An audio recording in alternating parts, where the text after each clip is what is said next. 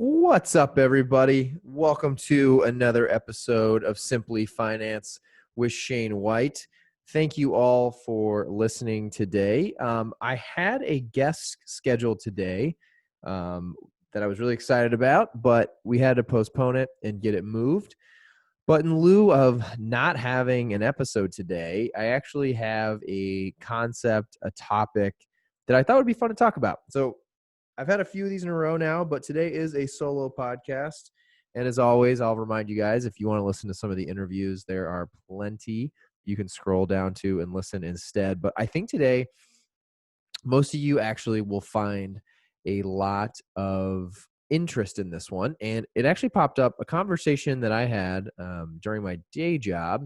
I had some people that I was chatting through, just some questions around the concept of, public companies planning or doing budgets. And the way I'm going to kind of walk through and explain this is how it impacts investors like you. And really, the episode today, it's just titled How Corporate Finance Influences Stock Price Movements. So this is actually a topic that's kind of near and dear to my heart. And it's because that's what my day job has been since I started working in finance over 6 years ago.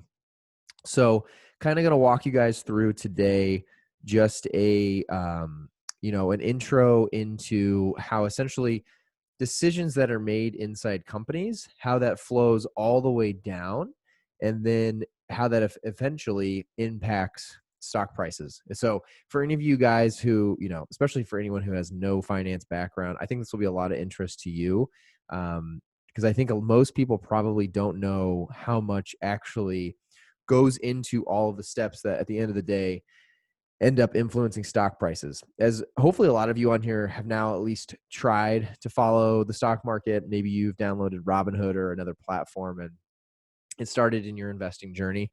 But I think the one common thing that I get or talk to people about is just the confusion of, where does the information come from that's influencing the stock prices, right? So maybe you're following some stocks, maybe you've invested in some, you're following the market, and you see the fluctuations in the price, but maybe you're just a little bit uncertain of how those are happening. So I'm going to kind of walk you guys through essentially the process of releasing this information to the public. So I'm going to back up all the way to essentially what I've done on and off through my career in different capacities at different companies and in different teams. And that's what's called forecasting. And so what happens so if you're a public company, I'll back it up all the way. So if you're in a public company and you're in finance, so not all functions of finance have different components, but if you're on a team that does any sort of forecasting, what you're kind of trying to do is you're looking at business metrics. So let's say I'll start with my first job. I worked at a company called Cummins. We made diesel engines. So I was constantly looking at actuals, which is like how many engines the company has actually sold. Then it was my job to use what we call assumptions, or just like basically assumed components in the future, whether that's, demand from potential customers of like how many engines they might need in the future, whether that's, we're launching a new engine, so we're kind of taking an educated guess on how many we're going to sell. Essentially, my job was to help the team develop a plan. Let's say we sold 10 engines this month. We sold 15 the month before. What does next month's engine sales look like? What does the next 3 months and what's all of next year look like? Obviously, and this is what I told the people I was talking to earlier, with any forecast in any industry, the first assumption is you're going to be wrong. Okay. Before you even get started, if you're someone who's interested in doing this, or if you want to learn more about it, is a forecast is always going to be wrong. The key, though, is trying to be not as wrong. So being within a reasonable margin of error to ensure that you are somewhat consistent in the numbers you're sharing and the numbers that actually become reality. So that is like the building block. So that there are people, every public company that are building forecasts in all different types of capacities. And in my example here where we're selling engines, that was something that I was working on. So, once a month, I'm updating a forecast for the next month, the next quarter, the next year sometimes. And then those numbers are passed around internally in a company. So, you might have teams review this, make changes. Then it goes up the ladder, and you might have like a vice president review like an entire region. They'll make changes, they'll update their forecast. And eventually it keeps trickling up and up and up until the CEO of a public company gets the new forecast or the plan for the following quarter. So once that happens, that is partially what goes to what's called the quarterly earnings report. And if you're a public company, one of the things that you're required to do by being a public company is that you have to share your quarterly results or your earnings. So think of a profit and loss statement, an income statement, a P&L. Those are all the same thing. You have to actually share that with Wall Street so that your investors, people like you and me who, maybe bought Cummins on Robinhood, can see how the company's performing. You're public. You have to publicly share your sales. So you have to actually publicly share how many engines you sold and how much you made on those engines. And so in this example, we're here at let's say we're at the end of December. It's coming up. That'll be for a lot of companies what's called the end of Q4. So obviously there's 4 quarters in a year. For most companies, not all companies, it depends on, every company is different. But a vast majority of companies, their Q1 for our quarter 1 is January through March. Quarter 2 is usually April through June. And then quarter 3 is July through September, Q4, October through December. So usually what happens is actually in January, Cummins would share their Q4 earnings results. So in Q1, so like the first couple of weeks of January, after their team has a couple weeks to consolidate all their actual reports, put together a presentation, get internal alignment, the company will have a quarterly earning release, and they will basically walk everyone through what happened in October, November, December versus what they had forecasted earlier in the year. So like I said before, there was a forecast that maybe I helped build in January that was planning for the entire 2020 year. And now that we're in January of the following year, we're going to be going back and comparing how we performed versus the plan or the budget. That's kind of like what a lot of companies will use. They'll do that once a year to create a yearly plan. And that helps them plan things like headcount, like how many people we're going to hire or keep on the payroll, how much we're going to spend on marketing to make sure we get all the new news out about all these engines. It covers any expenses like offices, computers, health benefits, actually producing the product. That's, usually what one of the major expenses is for any company is for an engine, right? It costs a lot of money to make an engine. So all of that is in the plan, and it's all based off of how many engines we expect to sell. If we sell less than we planned, we're going to have less money to spend on things like marketing or people or the office. If we sell more than we have planned, well, in some regard, that could be a good thing because we have extra money that we didn't plan for, but you also want to be close. You don't want to go too far over on a forecast or too far below, because if you have extra left over, that means you could have missed out on marketing spend in a past quarter that could have helped drive incremental sales. So you might have left some money on the table as far as where you either wanted to invest more or give back to your shareholders and dividends. That's kind of how that piece works.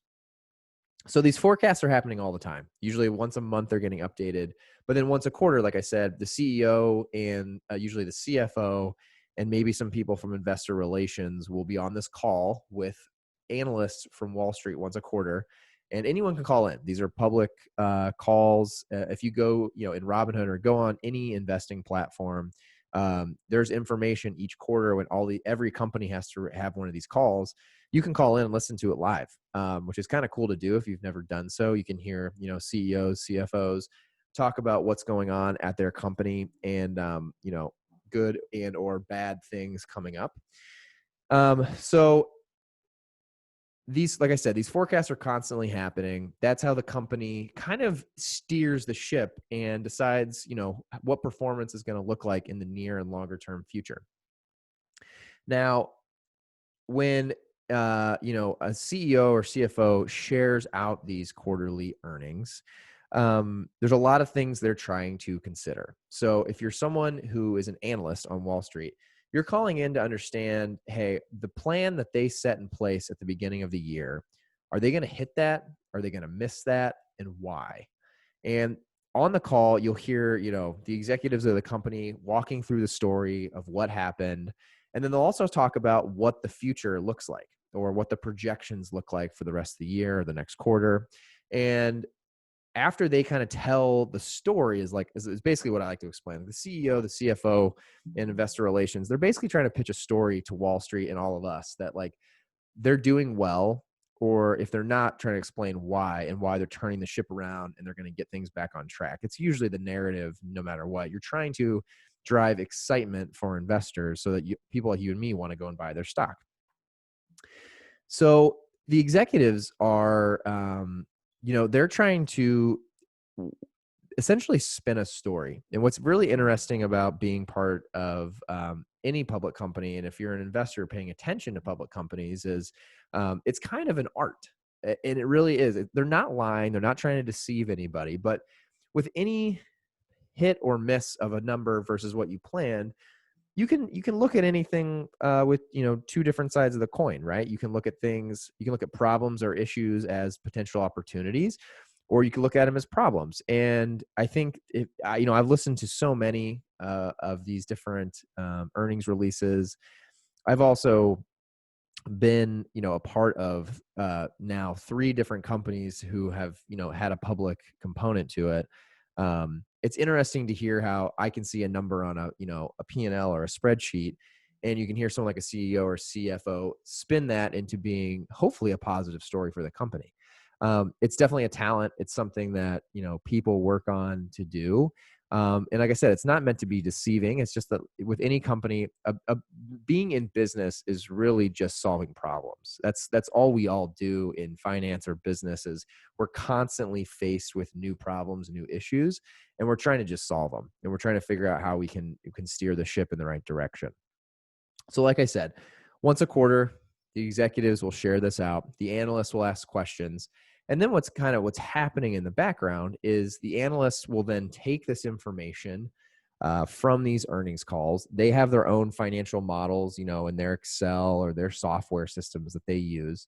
And they essentially run these new numbers. So, if the CEO or CFO gives new guidance, is what it's called, into what they expect sales growth to look like over the next quarter, the next year, they'll run their own financial models to basically try to predict the profitability and different financial metrics that these CEOs and CFOs will then share out next quarter. So basically what they're trying to do is they're building their own income statements, and they're basically trying to build their own forecasts given the guidance that the executive teams give. So these analysts kind of serve as essentially like a third party middle person between you and me as the investor, who maybe isn't either as well financially versed and doesn't know how to do that type of work. B, doesn't have the time or want to spend the kind of time or energy, building financial models. I would say a vast majority of people don't want to do that. And 3, it's kind of a checks and balances system. So you kind of have, if you can see me here, if you're watching the video, you have, the companies who you're investing in, but they're the ones that are trying to spin a good story. You have over here the, investors like all of like you and me, who are on Robinhood buying companies. And in the middle, you kind of have these analysts who are basically trying to take the words that the executives are saying and spin it into a meaningful, simple, whether I should buy more of this or sell this company, kind of those 2 things, or hold on. Basically 3 things. Analysts are saying you should either buy this stock because we expect the price to go up. You should sell this stock because we actually don't like what they said, and their price is probably going to go down, or hold on to it because honestly what they said is neither good nor bad, and the price is not expected to change.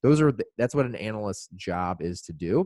And they're on Wall Street for the most part. And that is their job. They analyze companies, they look at earnings reports, and they try to predict what companies' movements on the stock market are going to do.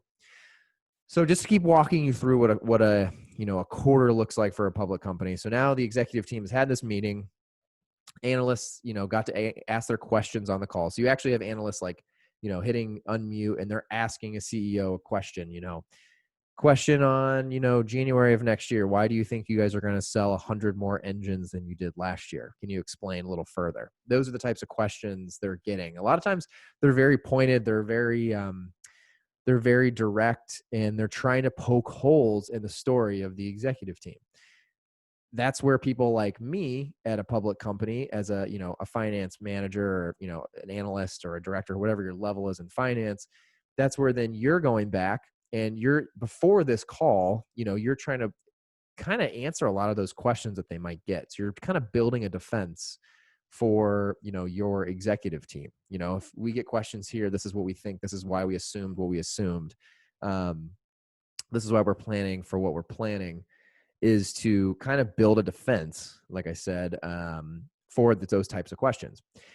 Now, if the executive team did a good job, they're well-versed, they know the story, their assumptions and their story all backs up, then the analysts go back, and this is when they do all their analyzing. They'll go through, they'll take all the information they got out of the call, and they'll put their own forecast together. So then they're building their own forecast outside of what maybe I built, right?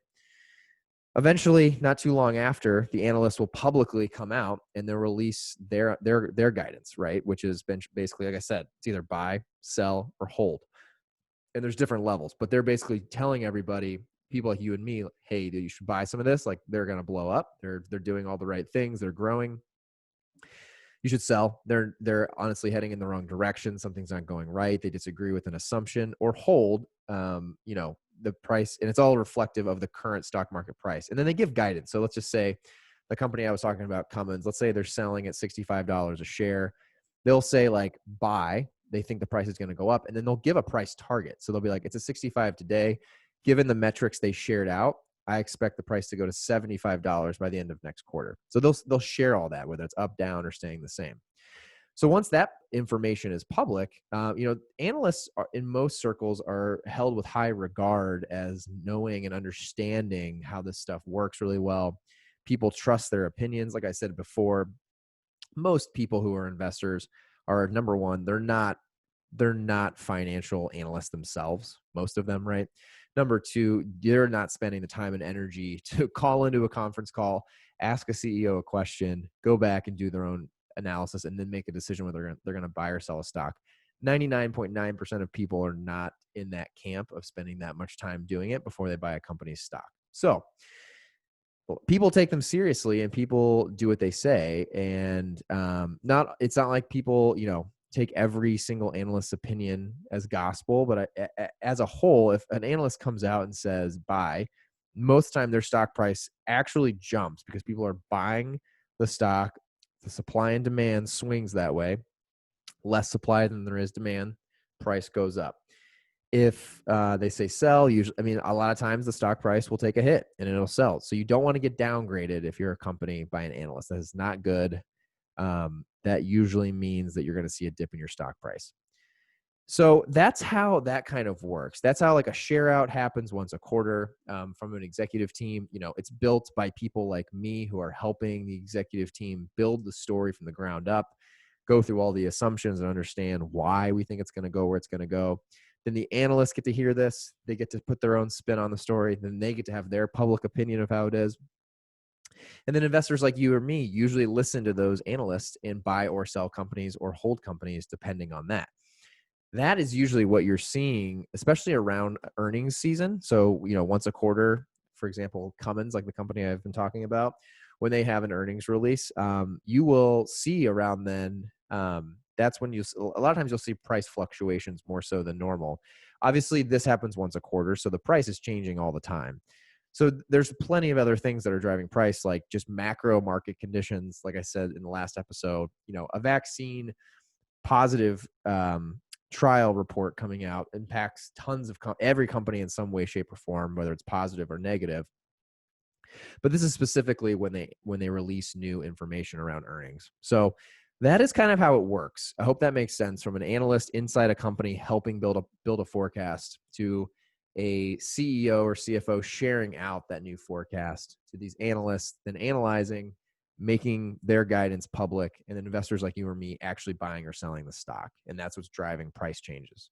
So that's what's happening around earnings season. Now, one other thing I wanted to hit on, which I think is an important piece of the puzzle, is, like I said before, executives are not trying to deceive. They're not lying at all usually, but they are able to spin their own story on good or bad news. And obviously, if you're a CEO, like, you want the stock price to go up. You want the company you're leading to be valued more tomorrow than it was yesterday. Like, all of that's very obvious. But one thing that I don't know if a ton of people fully understand is that it's not just like a pat on the back, like, good job, I did this while I was CEO. I'm so pumped that our stock price grew, which gave equity to the company, and this is all good. It's usually, in, I would say, almost every single occasion, the CEO, CFO, all the executive teams, part of their compensation package is something called stock options. So, for example, a CEO normally at a major public company is going to make a nice, pretty salary. You know what I mean? They're going to be making probably a couple $1,000,000 at least in just base salary, what they bring home a year plus benefits. And then they get this thing called a stock option. And so what is a stock option? So for an executive, when they plan their yearly budget or their plan, a lot of times, and this is, again, I'm generalizing, every executive has their own contract that has been negotiated with different clauses and different things, but this is just a general consensus of what executives at a lot of public companies will have. So they have their base salary, which they'll make no matter what. And then they'll have these stock options. And so what happens is, like I said at the beginning, if we say we're going to sell 100 engines, and the CEO and the CFO are driving that ship, trying to help make decisions and make sure we hit 100 engines. If we get to the end of the year and we actually sold 105 engines and we beat our goal or we hit our goal, the board of directors, who at a public company, you have your executive team, like a CEO, a CFO, a CMO, tons of chief executives or chief something. So they'll run like a function. A CFO is a chief financial officer. That person leads the entire finance function. A CMO is a chief marketing officer, so they'll lead the entire marketing function. The board of directors, though, is people that are seated that are not in the day-to-day of the business, but get to make the final decisions for major things in the company. So usually the CEO sits on the board of directors. Usually they're one of a list of directors that sit on the board that have final decision-making rights. And they're the ones that approve the CEO's stock option clauses. So again, backing up, just want to give you that context. If we sell 105 engines, then the CEO usually gets paid their salary, plus they'll actually get stock in that company paid to them. So the company will buy this, let's just say for fun numbers, they'll buy 100 shares of Cummins, and the CEO owns then 100 shares of Cummins for hitting those goals. So what happens is, if you think full circle, the CEO and the executives are 100% incentivized on hitting whatever plan they set in place. If they spin the stories the right way, if they get people excited, if they get analysts excited and bought into their story, which then gets people like you and me excited and bought into their story, and then we buy the stock, which then lowers the supply, drives up the demand, and the stock price goes up. Now they're getting stock. They're getting, think about one stock is a little piece of paper. They're going to get paid 100 of those pieces of paper. If it was worth, like I said in the beginning, if it was worth 65 last quarter, because of all this great stuff, and we sold 5 more engines than we promised, it goes up to 75. I just got 100 shares or 100 little pieces of paper that are all worth 10 more tomorrow that they were worth yesterday. And you can sit on those. Like, they own those shares of the company. They can sit on them. They can sell them right away. If you're a CEO and usually it's a lot more than 100 shares. If you have a company who pays you 1 million shares, and that might be, that's probably way over the top, but it can turn into real money real quick. And a lot of executives actually make more money on their stock options than they do their salaries. So, and that's designed to drive success, to drive hitting goals, to drive essentially for an executive, this would mean that the success of the company they're running turns into the success of their bank accounts, right? So they're incentivized to meet success requirements. And if they didn't, then they could just take home that nice, pretty salary and the company could miss all their targets and it wouldn't be as big of a deal. So that's why executives are incentivized that way. And that's what commonly happens. So, the better job they can do to go to bat against all these analysts once a quarter and prove to them that their story is worth investing in and buying into, and then those analysts turn around and tell you and me, go buy this stock is going to go up, that then turns into dollars in their own pocket. So it's a big life cycle at a public company of how this works. I hope that's really helpful. This is a tough. There's a ton of information in here, and this is a tough one to quickly break down and explain in a title of a podcast. But if you know anyone who you think would value from listening to this, please send it and share it to them.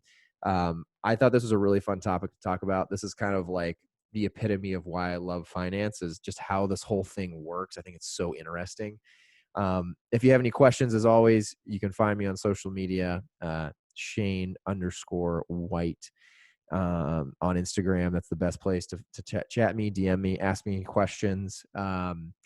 Yeah, and that's it for today, folks. I hope you guys enjoyed this episode. This was a really fun one for me. I love talking about the stock market, and it's been a little while since we've gone into a deep concept like this. But this really is the epitome of how the stock market and public companies work and fluctuate, and why executives are incentivized the way they are. So I think there's a lot of value in this episode. If you found value, please share it out. Give it to a friend, leave a review, all that fun stuff. And I hope you guys enjoyed. All right, everybody. Thank you for listening to another episode of Simply Finance with Shane White. I appreciate it. I hope you guys all have a great day. Stay healthy, stay safe out there, and we'll talk to you soon. All right. Goodbye.